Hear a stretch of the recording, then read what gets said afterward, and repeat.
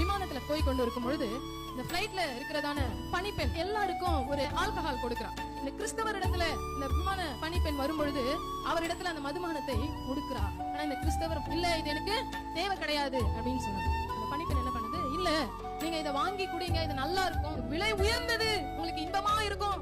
அவர் மறுக்க இந்த பெண் அவர் எப்படியாகிலும் குடிக்க வச்சிடணும்னு சொல்லிட்டு என்னென்னவோ சொல்லி பாக்குது.